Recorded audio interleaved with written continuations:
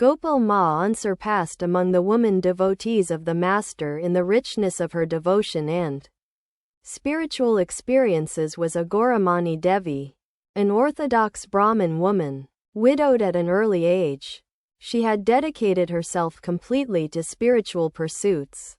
Gopala, the baby Krishna, was her ideal deity, whom she worshipped following the Vatsalya attitude of the Vaishnava religion, regarding him as her own child. Through him she satisfied her unassuaged maternal love, cooking for him, feeding him, bathing him, and putting him to bed.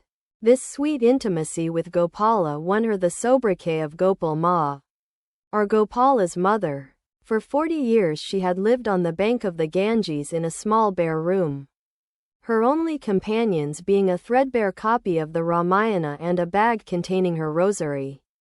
At the age of 60, in 1884, she visited Sri Ramakrishna at Dakshineswar. During the second visit, as soon as the Master saw her, he said, "Oh, you have come. Give me something to eat."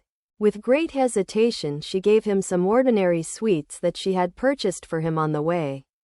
The Master ate them with relish and asked her to bring him simple curries or sweets prepared by her own hands. Gopal Ma thought him a queer kind of monk, for, instead of talking of God, he always asked for food. She did not want to visit him again, but an irresistible attraction brought her back to the temple garden. She carried with her some simple curries that she had cooked herself. One early morning at 3 o'clock, about a year later, Gopal Ma was about to finish her daily devotions, when she was startled to find Sri Ramakrishna sitting on her left, with his right hand clenched, like the hand of the image of Gopala. She was amazed and caught hold of the hand, whereupon the figure vanished and in its place appeared the real Gopala, her ideal deity. She cried aloud with joy. Gopala begged her for butter. She pleaded her poverty and gave him some dry coconut candies. Gopala sat on her lap, snatched away her rosary, jumped on her shoulders, and moved all about the room. As soon as the day broke she hastened to Dakshineswar like an insane woman. Of course Gopala accompanied her, resting his head on her shoulder.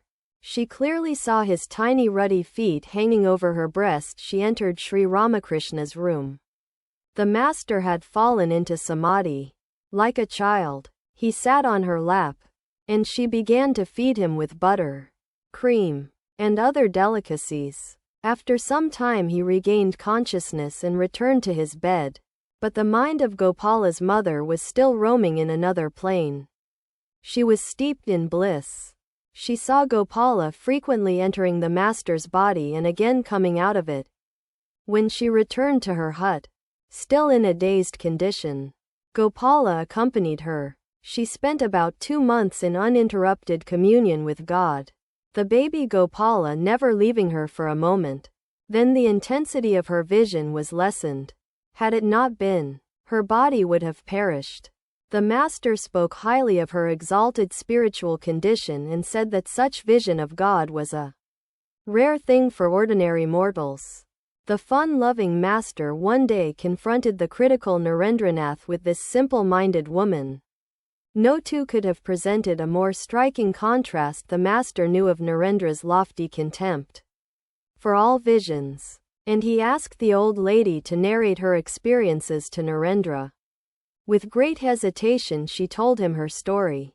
Now and then she interrupted her maternal chatter to ask Narendra, "My son, I am a poor ignorant woman. I don't understand anything. You are so learned. Now tell me if these visions of Gopala are true." As Narendra listened to the story he was profoundly moved. He said, "Yes, mother, they are quite true." Behind his cynicism Narendra, too, possessed a heart full of love and tenderness.